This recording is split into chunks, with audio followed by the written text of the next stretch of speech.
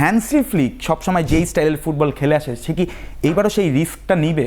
বার্সেলোনার এই ট্যাকটিক্স কিন্তু রিয়াল মাদ্রিদের এগেইনস্টে খুব কমই কোলাপস করেছে। রিয়াল মাদ্রিদ কিন্তু অক্টোবর মাসেই নিজেদেরকে চ্যাম্পিয়ন হিসেবে ঘোষণা দিয়ে দিয়েছিল লা লিগায়।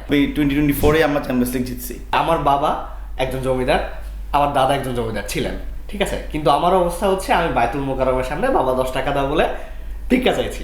প্রেশারটা আসলে বেশি কার, কোন কোচের? কারণ বার্সেলোনার এক্সপেকটেশনটা কিন্তু বেশি। আপনি জানেন যে ঘরের মাঠে তারা যদি রিয়াল মাদ্রিদকে হারিয়ে শিরোপা উঁচিয়ে ধরতে চায়, অন্য যে কোনো ফলাফলই তখন আর গণ্য হবে না।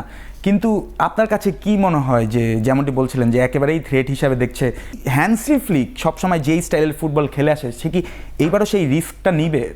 অবশ্যই হ্যান্সি ফ্লিক মানে হাইলাইন ডিফেন্সের যেই একটা ব্যাপার স্যাপার, হাইলাইন ডিফেন্স বা হচ্ছে সে এক কথায় বলা চলে একটা আক্রমণাত্মক খেলাই কিন্তু খেলা মাঠে, এবং যে আক্রমণাত্মক খেলার একটা ফলাফল আমরা দেখতে পেয়েছি গত সিজনে।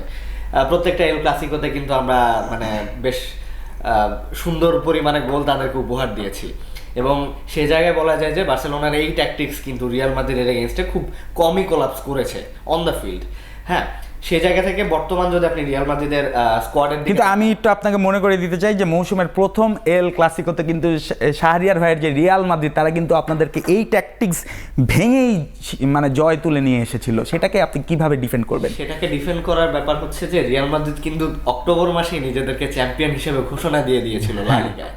সেই জায়গা থেকে বার্সেলোনা ঘুরে দাঁড়িয়েছে এবং রিয়াল মাদ্রিদকে চিনিয়েছে যে হ্যাঁ, এখনো আমরা তোমাদের বাপ, এখনো আমরা তোমাদের মাথার উপরে আছি। আপনি রিয়াল মাদ্রিদকে যে কোনো কিছুই বলবেন, ওরা আপনি যেমনটা বলছিলেন যে ওনারা বলবে যে ওনাদের 15টা ইউসিএল আছে। রিয়াল মাদ্রিদের বর্তমান সিচুয়েশন যদি আসলে আমরা এক্সপ্লেন করতে চাই, একটা এক্সাম্পল দিয়ে এক্সপ্লেন করতে হয় যে আমার বাবা একজন জমিদার, আমার দাদা একজন জমিদার ছিলেন, ঠিক আছে, কিন্তু আমার অবস্থা হচ্ছে আমি বায়তুল মোকাররমের সামনে বাবা 10 টাকা দাও বলে ভিক্ষা চাইছি। সো রিয়াল মাদ্রিদের অতীত, বর্তমান এবং সিচুয়েশনটা কিন্তু খানিকটা সেরকম। তাদের এক সময় অনেক বড় জমিদারি ছিল, যেটা তারা সবসময় বলে যে আমাদের 15টা ইউসিএল আছে, 15টা ইউসিএল আছে, কিন্তু কারেন্ট স্টেটের দিকে তাকান, ওনাদের টানা 2টা সিজন কিন্তু কোনো ট্রফি নাই।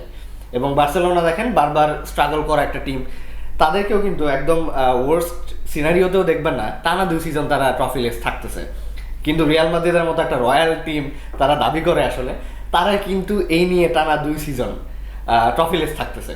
সো সেরকম একটা ট্রফিলেস টিমের এগেইনস্টে আমার মনে হয় বার্সেলোনা ভয় ডর পেয়ে ফুটবল খেলবে, এটা অন্তত ভক্ত হিসেবে। মানে আপনি বলতে চাচ্ছেন যে হ্যান্সি ফ্লিক তার ট্যাকটিক্সে কোনো চেঞ্জ আসবে না এবং একেবারে আক্রমণাত্মক ফুটবল খেলবে সে। তো শাহরিয়ার ভাই উনি যেমনটি বলছিলেন যে রিয়াল মাদ্রিদ 15টি ইউসিএল আপনাদের বাপদাদার জমি, আমি একটু আপনার সাপোর্ট নিয়ে ওনাকে বলতে চাই লা লিগাও তো ওনাদের বেশি, তাহলে আপনি এবার কিভাবে ওনার এই কথাটাকে ডিফেন্ড করবেন যে বার্সা এত আক্রমণাত্মকভাবে? ছোট টিমের বিপক্ষে ডিফেন্ডের কিছু নাই।